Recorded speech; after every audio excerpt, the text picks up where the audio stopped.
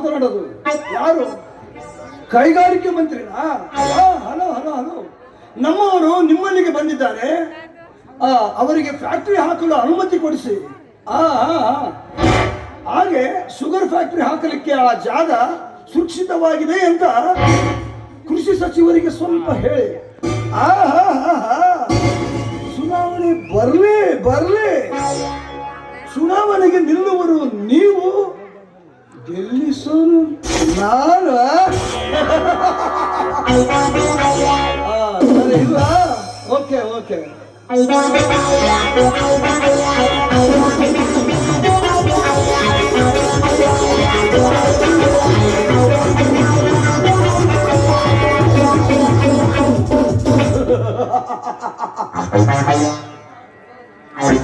ನಾನು golden king Bettappa.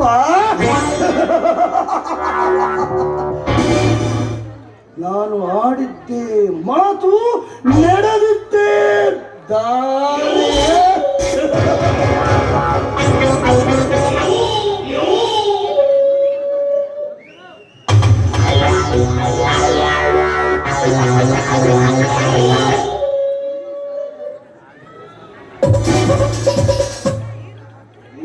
ಇಡೀ ಸರ್ಕಾರವೇ ನನ್ನ ಕೈವಶವಾಗಿರುವಾಗ ಆ ರಾಮದೇವನಂತಹ ರೈತ ನನಗೆ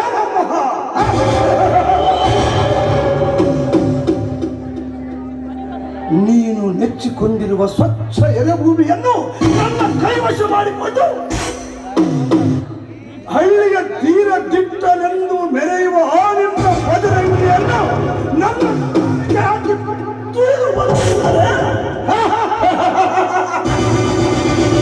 ನನ್ನ ಹೆಸರು ಪೊಲೀಸ್ ಪಟೇಲ್ ಗೌಡನೇ ಅಲ್ಲ.